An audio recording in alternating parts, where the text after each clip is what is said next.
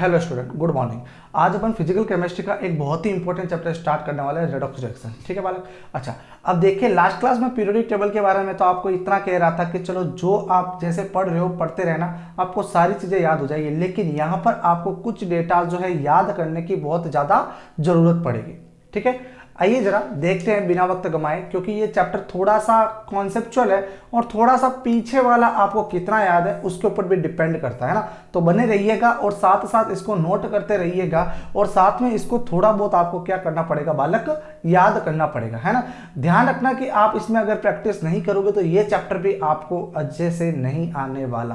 Practice तो आपको हर हाल में करनी ही पड़ेगी। ठीक है, तो हेडिंग लगाइएगा आप रेडॉक्स रिएक्शन। अब देखो ये रेडॉक्स रिएक्शन तो आपने छोटी क्लासों के अंदर पढ़ के आए हो कि सर रेडॉक्स रिएक्शन क्या होती है। यस, हाँ, जो आप डेफिनेशन सोच रहे हो बिल्कुल वो सही है कि सर ऑक्सीडेशन और रिडक्शन दोनों अगर साथ साथ चल दे, है ना, तो साइमल्टेनियसली अगर ये रिएक्शन चले तो जनरली वो हमारे पास जो रिएक्शन होगी वो कौन सी होगी, रेडॉक्स रिएक्शन होगी। लेकिन मैं अभी आपको ये सारा अभी स्टार्ट नहीं कराने वाला कि रेडॉक्स रिएक्शन, है ना। इससे पहले अपन क्या करेंगे, कुछ डिस्कस करेंगे इसके बेसिक टर्म के बारे में, है ना। बेसिक टर्म कौन कौन से होते हैं उनके बारे में डिस्कस करेंगे। फिर अपन इसके आगे रेडॉक्स रिएक्शन को डिफाइन करेंगे और साथ में रेडॉक्स रिएक्शन के टाइप्स को भी डिफाइन करेंगे। और उसके बाद अपन देखेंगे कि सर इनको बैलेंस कैसे करना है ना। पूरे चैप्टर में जो सबसे इंपॉर्टेंट है वो बैलेंसिंग का तरीका है, लेकिन हमें रिएक्शन को देखकर पता करना पड़ेगा कि सर किस तरीके से बैलेंस करना है ना बालक। अच्छा, अब देखिए कुछ इसके बेसिक टर्म के बारे में। सर पहले है इसके लिए ऑक्सीडेशन नंबर, तो हेडिंग लगाएगा आप ऑक्सीडेशन नंबर, है ना। अब देखो ऑक्सीडेशन और ऑक्सीडेशन नंबर में डिफरेंस है बालक, इस बात का ध्यान देना आप, है ना। अच्छा, मैं इसको जनरली क्या करूंगा बेटा, ON से लिखता रहूंगा, तो आप ध्यान रखिएगा कि ON का मतलब क्या है, ऑक्सीडेशन नंबर है, बराबर। अच्छा, ऑक्सीडेशन नंबर क्या होता है, तो जनरली इसको डिफाइन करना है तो देखो इसको वन वर्ड के अंदर, डेफिनेशन कोई नहीं पूछने वाला, हमें तो ऑक्सीडेशन नंबर निकालना आना चाहिए, ये स्पेशल ध्यान रखिए। लेकिन मैं आपको फिर भी डेफिनेशन दे रहा हूं। डेफिनेशन क्या है इसकी, द चार्ज प्रेजेंट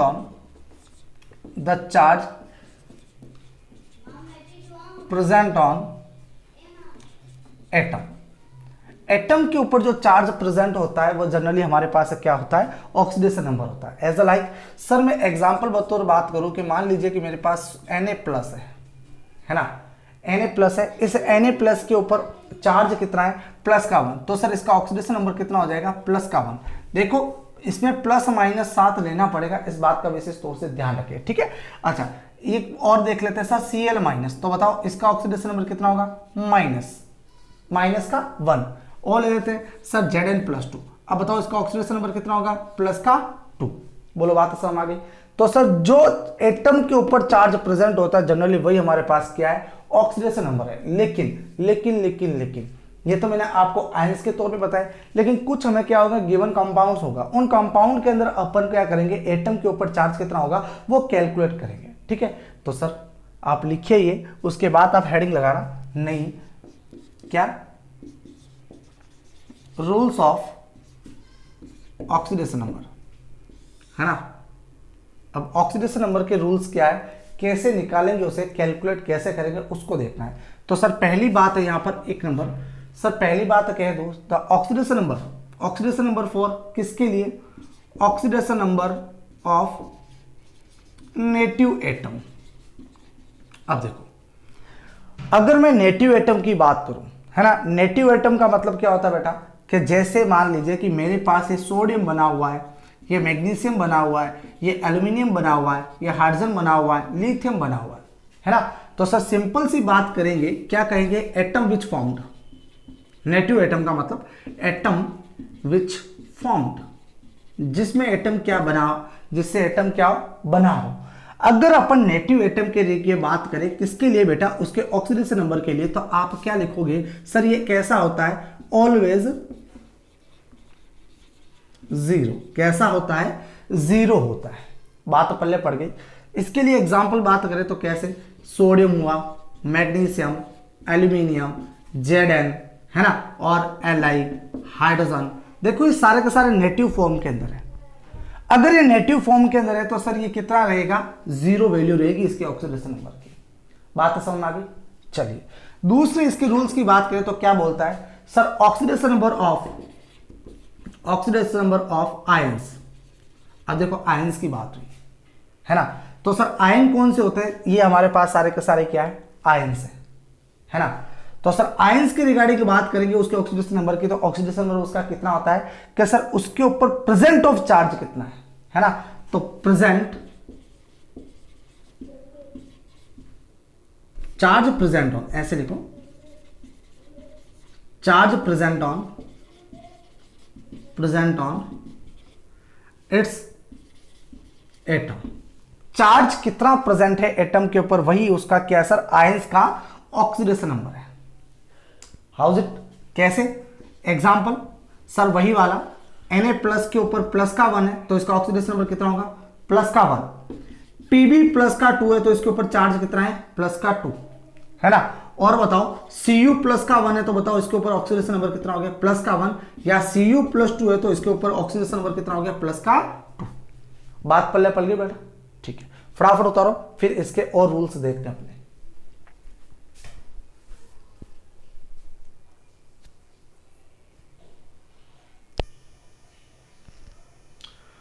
हो गया, आइए और रूल्स और रेगुलेशन।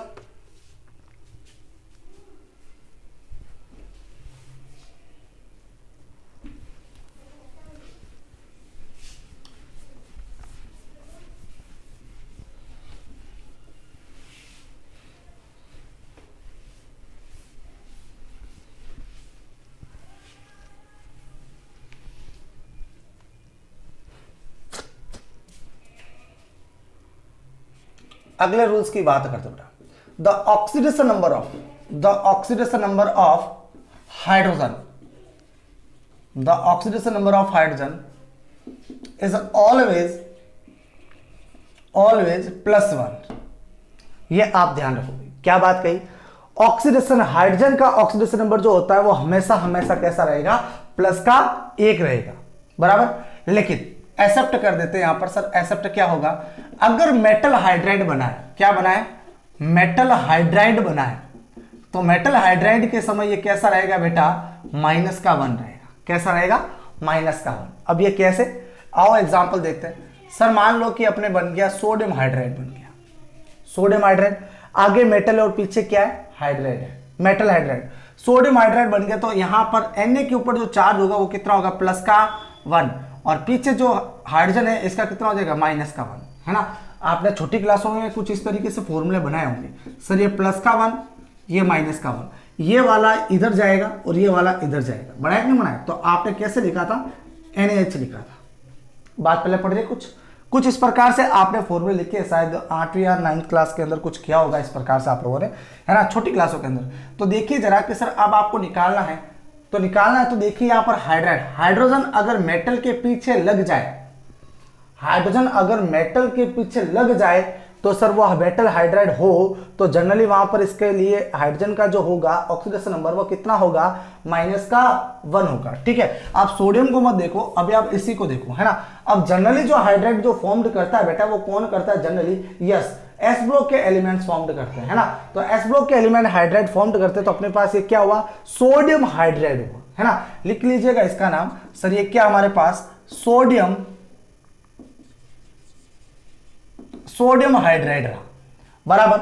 और यहां पर जो हाइड्रोजन का ऑक्सीडेशन नंबर कितना है, -1 है, ठीक है। आओ इधर, यहां पर देखो MgH2, अब यहां पर ये क्या, मैग्नीशियम हाइड्राइड रहा, और मैग्नीशियम हाइड्राइड में यहां पर भी हाइड्रोजन कितना है, -1, और Mg कितना है यहां पर, +2। बोलो बात पढ़ने पड़ेगी, है ना।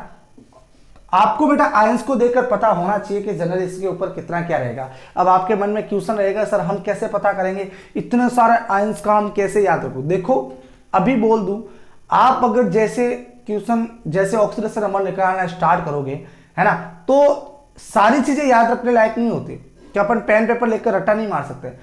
कुछ चीजें जो होती है वो एक्सपीरियंस से आती है। एक्सपीरियंस का मतलब समझता हो ना, हाँ, मैं बार बार कर रहा हूं, जितने ज्यादा एग्जाम्पल सोल्व करूंगा उतने ही अच्छे से याद रहते रहेंगे, है ना। अब सबको याद रहने का तरीका वो अलग है। आप पेन पेपर लेकर रटना बैठोगे उससे याद नहीं होने वाला। हाँ, रटने से बढ़िया है कि आप जितने ज्यादा, अब ऑक्सीडेशन नंबर निकालना में आगे सिखाऊंगा, तो जितने ज्यादा हो सके आप क्या करो, यस, एग्जाम्पल करो, और जितने ज़्यादा एग्जाम्पल करोगे उतने ही अच्छे से आपको याद होता रहेगा, है ना। नहीं करोगे तो नहीं होने वाला, ये आप कंफर्म कर लो बेटा, है ना, लॉक कर लो इस चीज़ को, ठीक है। और ये चैप्टर इंपॉर्टेंट है अपने लिए, इस बात का विशेष तौर से ध्यान रखिए। मैं जितने भी आगे से चैप्टर पढ़ा रहा हूँ पहले, वो अपने 12th में जो आएंगे उससे लिए पढ़ा रहा हूँ, है ना, इस बात का ध्यान रखिएगा, ठीक है। चलो तो सर आप देखो कि यहाँ पर Mg+2, वैसे मैंने आपको पीरियोडिक टेबल के अंदर भी बता दिया है कि सर फर्स्ट ए जो है इसके ऊपर चार्ज होता है +1 होता है, और सेकेंड ए के ऊपर चार्ज कितना होता है +2। मतलब यहाँ पर ली ना की रब से फरियाद, एक हाइड्रोजन लगा लो यहाँ पर, ये लो हाइड्रोजन आ गया। यहाँ फर्स्ट ए के ऊपर +1 है, मतलब ये +1, ये +1, ये +1, ये +1, ये +1, ये +1, ये +1, मतलब सारे के सारे क्या है बेटा, +1 ही है, ठीक है ना। और सेकेंड ए के ऊपर सारे के सारे किसके क्या आएंगे, +2 ही आएंगे। कौन से, बेटा मांगे कन्या सुंदर बाप राजी, है ना, उन सब के ऊपर +2 ही आना है। तो मैग्नीशियम हमारे पास इसी के अंदर आता है सेकेंड ए के अंदर, तो सर +2 ही आना है इनके ऊपर, ठीक है ना। तो कुछ तरीके होते हैं अपने याद रखने के, तो आप याद रखो बेटा इन चीजों को, ठीक है। नेक्स्ट है अपने पास ऑक्सीजन के लिए कि सर ऑक्सीजन का क्या रहेगा, है ना, ध्यान दीजिए। Oxidation number of oxygen is always -2, कितना होता है, -2।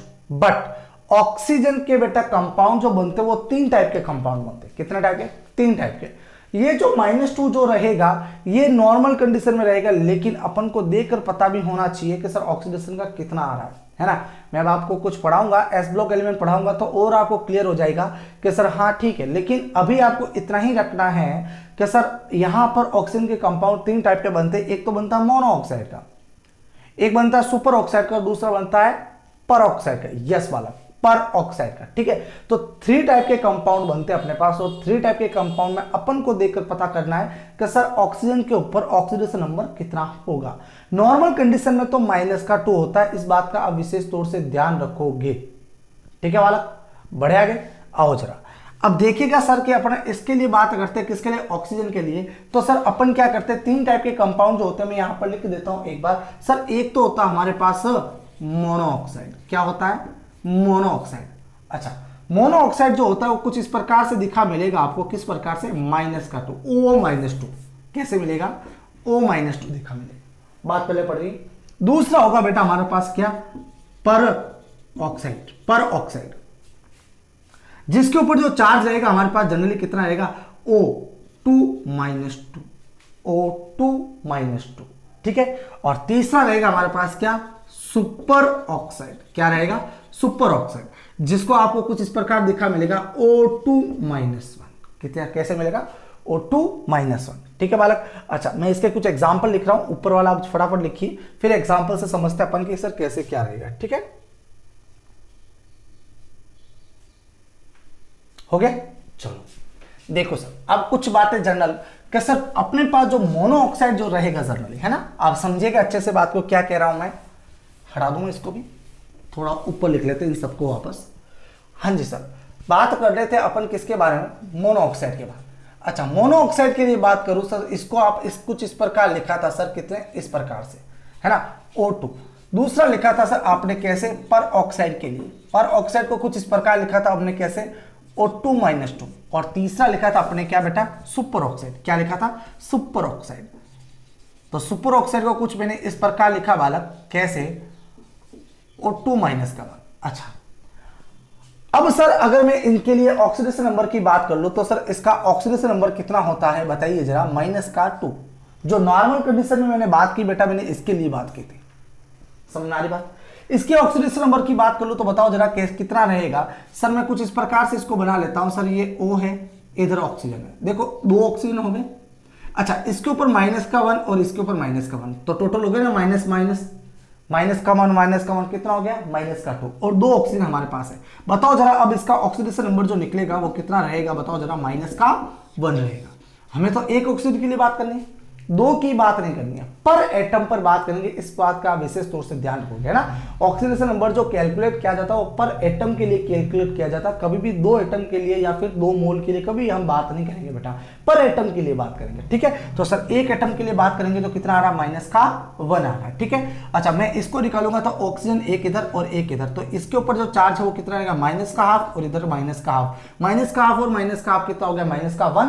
तो सर इसके ऊपर ऑक्सीडेशन नंबर जो जनरेट होगा वो कितना होगा, -½ रहेगा। बोलो बात तो पहले पड़ गई है। चलो सर अब इसका कुछ एग्जांपल की रिगार्डिंग बात कर ले तो सर ध्यान रखना कि सुपर ऑक्साइड जो पर ऑक्साइड जो होता है ये जनरली जो फॉर्म्ड करेगा, ये कौन फॉर्म्ड करेगा, पर ऑक्साइड जो होता है बेटा ये कौन कौन फॉर्म्ड कर सकता है सर, ये एक तो सेकंड ए और दूसरा फर्स्ट ए एलिमेंट फॉर्म्ड कर सकते हैं, दोनों के दोनों बनाएंगे, इसके अलावा पर ऑक्साइड कहीं नहीं बनेगा। ठीक है, और दूसरी बात करते हैं सुपर ऑक्साइड की, तो सुपर ऑक्साइड में सिर्फ और सिर्फ फर्स्ट ए वाले ही क्या बनाते हैं, सुपर ऑक्साइड बनाते हैं, बाकी के बाकी कोई नहीं बनाएगा। और वो भी कौन कौन से, वो मैं बता दूं आपको, 3 एलिमेंट जनरली। कौन कौन से सुपर ऑक्साइड जो बनाएगा, एक तो बनाएगा हमारे पास कौन सा सर, आरबी रुबिडियम, और कौन सा सीजियम, और कौन सा पोटेशियम। सर ये 3 ही हमारे पास क्या होता है, सुपर ऑक्साइड फॉर्म करता है पूरी पीरियोडिक टेबल में, बाकी के बाकी कोई नहीं करेगा। अब इनके एग्जांपल कौन कौन से हो जाएंगे सर, RbO2 लिख दो, और कैसे लिखे CSO2 लिख दो, और क्या लिखे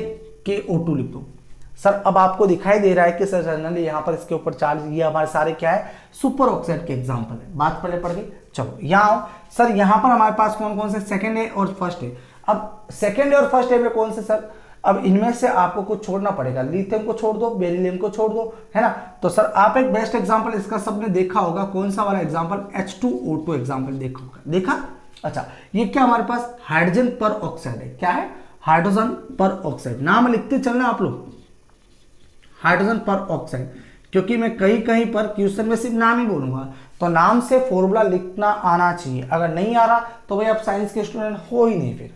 ठीक है, चलो ये क्या हो गया, रुबिडियम सुपर ऑक्साइड, सीजियम पर ऑक्साइड, पोटेशियम पर ऑक्साइड, पोटेशियम सुपर ऑक्साइड है ना, सारे के सारे सुपर ऑक्साइड है। और यहां पर बात करें बेटा तो जनरली मोनो ऑक्साइड जो होता है वो काफी सारे हो सकते हैं। कैसे, कौन कौन से सर, एक हो सकता है हमारे पास जिंक ऑक्साइड हो गया, पोटेशियम ऑक्साइड हो गया, है ना। कैसे लिखेंगे, K2O, सोडियम ऑक्साइड हो गया, है ना। सोडियम ऑक्साइड कुछ इस प्रकार लिखा जाएगा, Na2O, है ना। और क्या हो गया, कॉपर ऑक्साइड हो गया, PbO हो गया। ये सारे के सारे मतलब पूरी पीरियोडिक टेबल में ऑक्साइड, मोनो ऑक्साइड बनने के काफी हद तक चांसेस है। ठीक है, लेकिन ये जो दो कंडीशन है बेटा, ये हमेशा एस ब्लॉक एलिमेंट ही शो कर पाते हैं। बात पहले पड़ गई ना, है ना। तो सर इनके ऑक्सीडेशन नंबर आपको पता होने चाहिए। जनरली कंडीशन में ऑक्सीजन का ऑक्सीडेशन नंबर जो होता है वो -2 होता है, 2 होता है। इस बात का आप विशेष तौर से ध्यान रखोगे। ठीक है, छापो जल्दी से, फिर आगे डिस्कस करते हैं।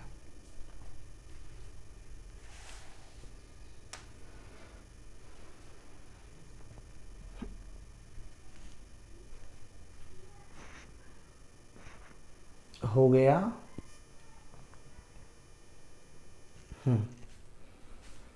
बढ़े भैया आगे। और देखो रूल्स और रेगुलेशन में क्या क्या बातें हो रही है।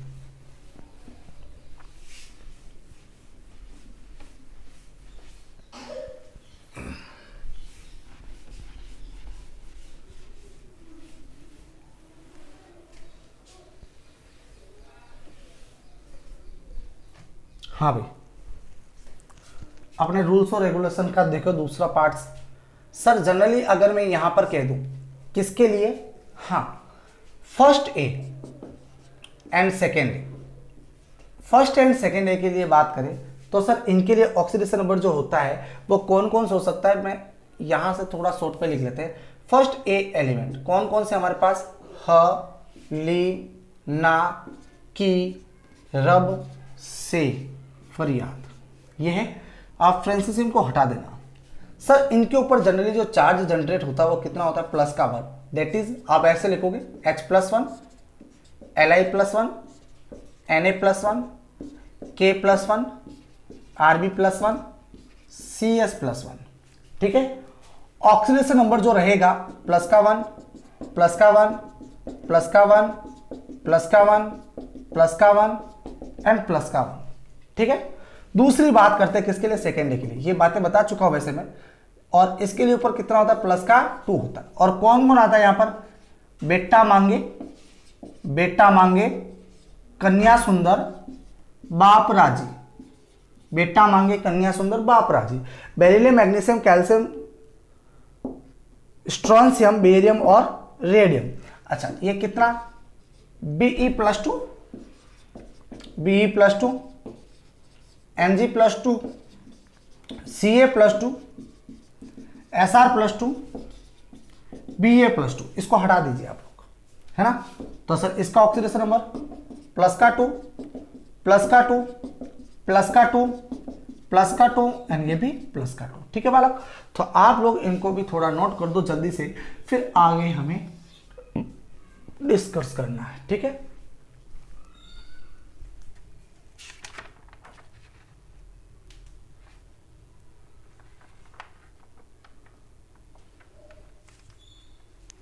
हो गया, चलो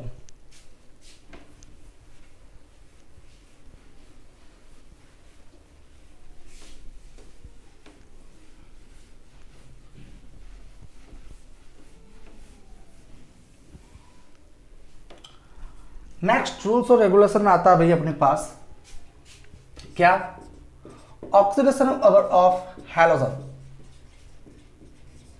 halogen oxidation number is halogen is always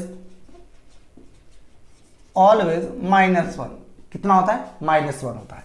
अगर इसकी भी अपन बात करें बेटा तो सर यहां पर क्या होगा, intra halogen element, intra halogen compound कर लो, compound.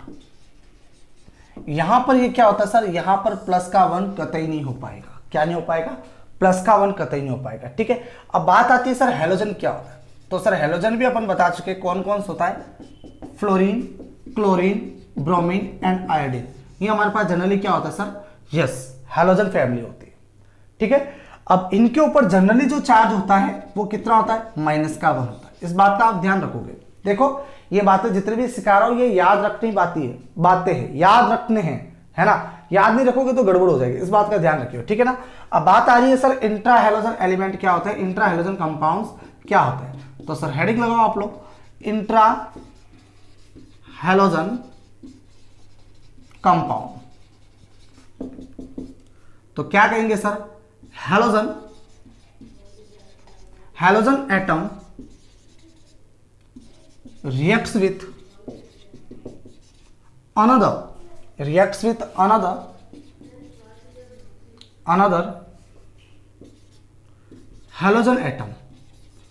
halogen atom, and formed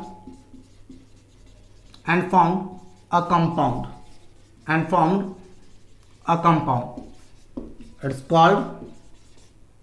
it's called इंट्राहैलोजन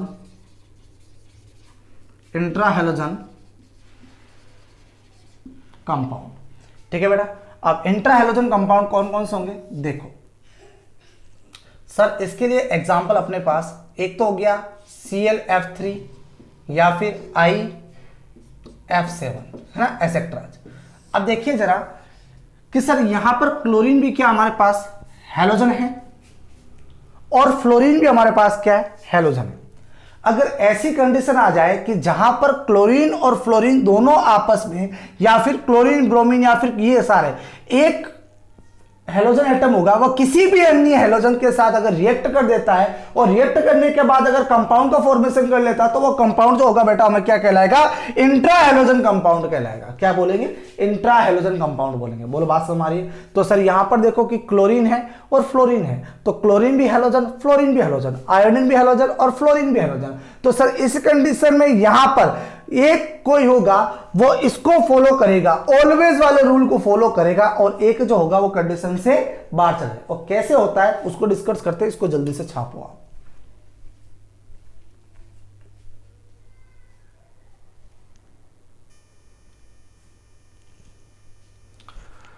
हो गया,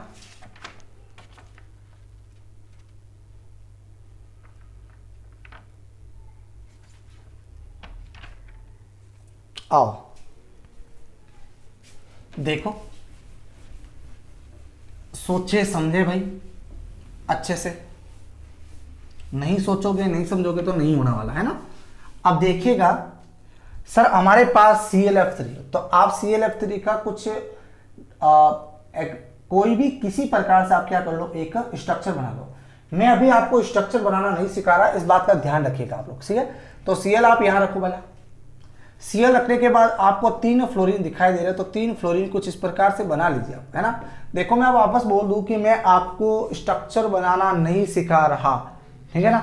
जहां आप फ्लोरीन रखना चाहो रख दो, अपन तो अभी क्या करना है, ऑक्सीडेशन नंबर निकालना है ना। हमें अभी स्ट्रक्चर नहीं पूछा तो हम स्ट्रक्चर के ऊपर ध्यान नहीं दे रहे, है ना। जब स्ट्रक्चर आएगा तो स्ट्रक्चर को भी समझाएंगे अच्छे से और उसकी को भी डील करेंगे, डोंट वरी। तो देखिए अभी आप सर क्लोरीन के तीनों तरफ क्या लग गए, अपन फ्लोरीन लगा ले, बराबर। हम जानते हैं कि सर फ्लोरीन की इलेक्ट्रोनेगेटिविटी सबसे ज्यादा होती है पूरी पीरियोडिक टेबल में, है ना। जिसकी इलेक्ट्रोनेगेटिविटी ज्यादा, ये क्या करेगा, अपनी तरफ इलेक्ट्रॉन को खींचेगा। और इलेक्ट्रोनेगेटिविटी अपने यही सीखा था कि सर वो एक्चुअल में कोवेलेंट बॉन्ड के अंदर अप्लाई किया जाता है, और कोवेलेंट बॉन्ड के अंदर जो नंबर्स ऑफ इलेक्ट्रॉन होते हैं वो क्या करता है, अपनी तरफ अट्रैक्ट करते हैं, बराबर। तो सर यहां पर कोवेलेंट बॉन्ड है, देखो, तो कोवेलेंट बॉन्ड को अपनी तरफ खींचेगा, तो कोवेलेंट बॉन्ड अपनी तरफ खींचेगा, तो बताओ जरा कि यहां पर एक बॉन्ड बना है, तो एक बॉन्ड बनने की वजह से इसके ऊपर चार्ज कितना आएगा, -1। अगर यहां पर -1 आया तो बैलेंसिंग के लिए इसके ऊपर चार्ज कितना आएगा, +1। बोलो बात पहले पढ़िए।